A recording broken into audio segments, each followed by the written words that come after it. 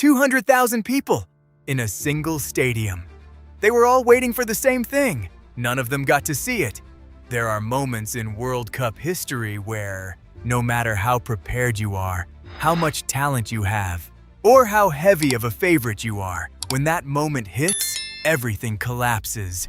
It's not just a team, it's a country, a generation, sometimes the entire identity of a nation. Today, I'm going to tell you about those moments. But this isn't your average list.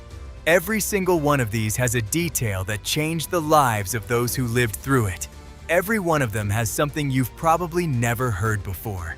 And each one is bigger, deeper, and more painful than the last.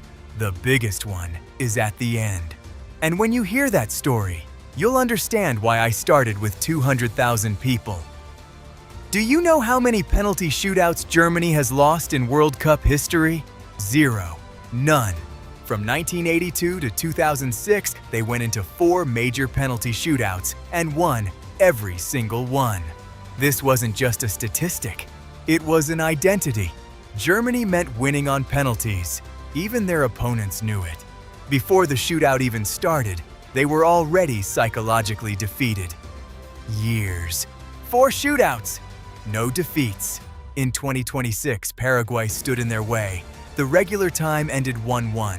In extra time, Germany's goal was controversially disallowed by VAR. It went to penalties. Havertz missed. Ta missed. Woltemade missed. Years of a record ended in a single night. But the real shock didn't happen on the pitch. It happened thousands of kilometers away. Paraguayan President Santiago Peña made an announcement. A national holiday the next day. The whole country.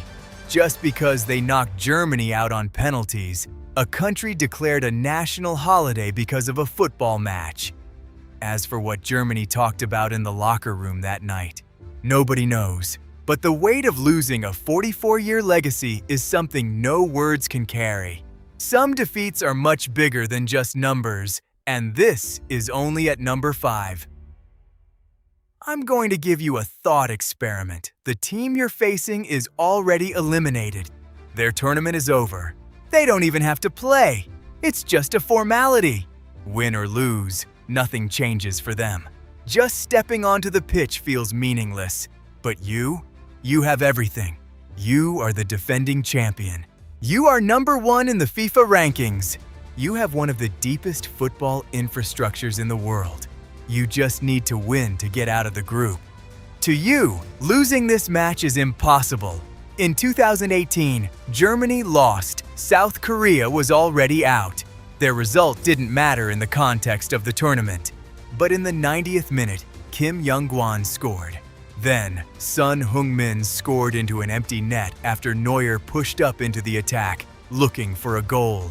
Manuel Neuer, one of the best goalkeepers in the world, was in the opposing half, waiting for a cross. 0. Germany didn't make it out of the group. But here's the thing nobody mentions.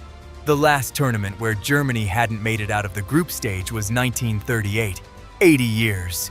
Through the Second World War, the Cold War, the fall of the Berlin Wall, in every single World Cup, Germany had made it out of the group. Generations had passed, football had completely transformed, but Germany was always there. Who ended that 80-year streak? A team that was already eliminated, a team for whom playing was meaningless, a team whose tournament was effectively over. Germany didn't come out of the locker room for a long time.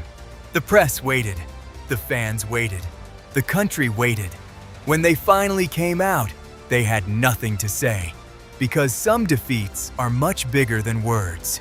You've probably never heard the second half of this story. England World Cup. Italy was a 2-time world champion, one of the most experienced, established teams on the planet. North Korea was participating for the first time. Nobody took them seriously. The press didn't even mention them. North Korea didn't even come up in the pre-tournament analysis. The match started. In the 41st minute, Pak Duik scored. For the remaining 49 minutes, Italy, with all their talent and experience, just couldn't find the equalizer. 1-0. A two-time world champion lost to a team playing in their first ever tournament and was knocked out in the group stage. Now, the real story begins. The plane returned to Italy. It landed at Genoa Airport. The fans were waiting, but not to welcome them. Their hands were full. Rotten eggs, tomatoes, rotten vegetables.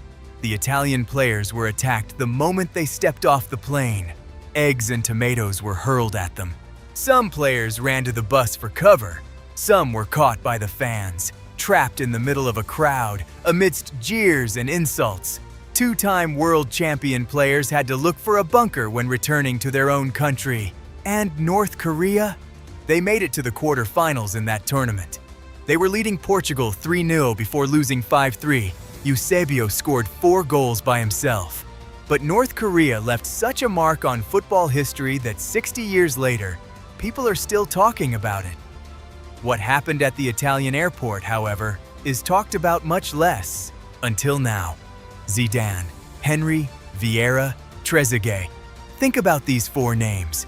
Both world champions and European champions. Arguably the strongest national team in the world. Opponents wanted to take photos with them before even playing.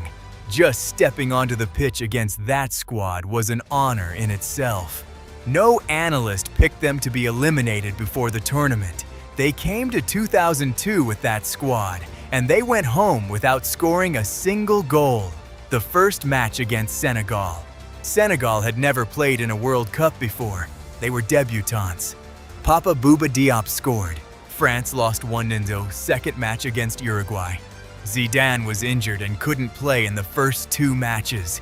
Henry got a red card in the 25th minute. Down to 10 men, France drew 0-0 with Uruguay, third match against Denmark. Zidane was finally back on the pitch, but it was too late. Denmark won 2-0, 3 matches, 0 goals, 1 point. The reigning world champion finished at the bottom of the group and was out.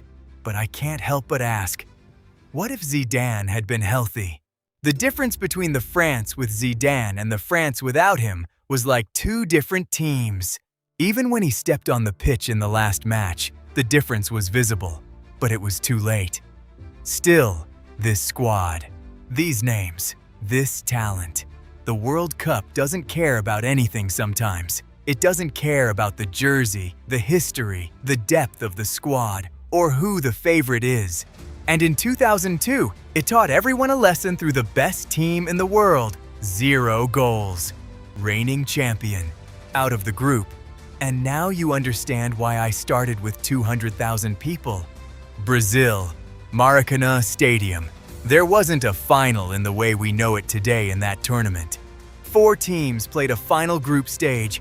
Brazil had started that stage incredibly. They had beaten Sweden 7-1 and Spain 6-1. They were marching like a machine. No one could stop them. In the last match, they were against Uruguay. Even a draw was enough. They would be champions. There were officially 172,150 people at the Maracanazo. But it's estimated that the stands were overflowing and the real figure was closer to 200,000. Never in history has such a large crowd watched a single football match. And they were all waiting for the same thing, to see Brazil become champions. Some newspapers had already written the victory headlines before the match started. Celebration plans were ready. Photos of the champion squad had already been taken. At the beginning of the second half, Brazil scored. 200,000 people went crazy. The championship celebrations had almost begun. Then, Uruguay equalized. Something strange happened in the stadium. 200,000 people went silent at the same time. Then, Uruguay took a 2-1 lead.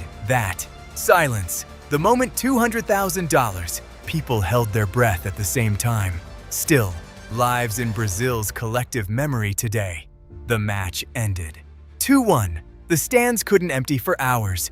People couldn't move. The Brazilian players cried on the pitch. The fans cried.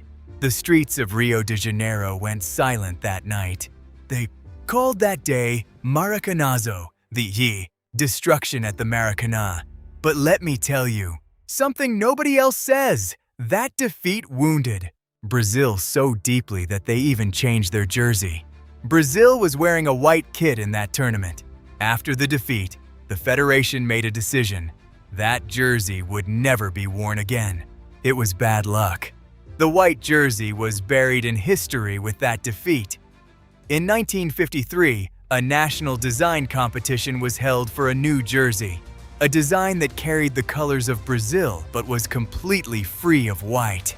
A young designer won the competition. That design is the most recognizable and iconic jersey in the world today, yellow and green. The jersey Brazil wears today was born out of the silence of 200,000 people, and that silence, even after more than 70 years, still lives inside Brazilian football.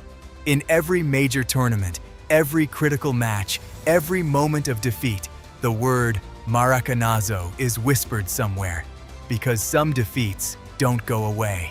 They just bury themselves deep inside, and from there, for generations, they continue to shape the football soul of a nation.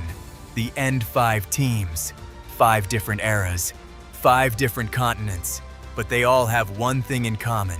They were all prepared. They were all favorites. They all stepped onto the pitch saying, "This is our time." And the World Cup showed every single one of them that it owed them nothing. This is the true magic of this tournament. No name is enough. No statistic guarantees what will happen on that pitch that day. No history, no championship. No favoritism can protect you in those 90 minutes. And that is why every 4 years, billions of people from all over the world watch with bated breath. Because in the World Cup, anything can happen. Anything.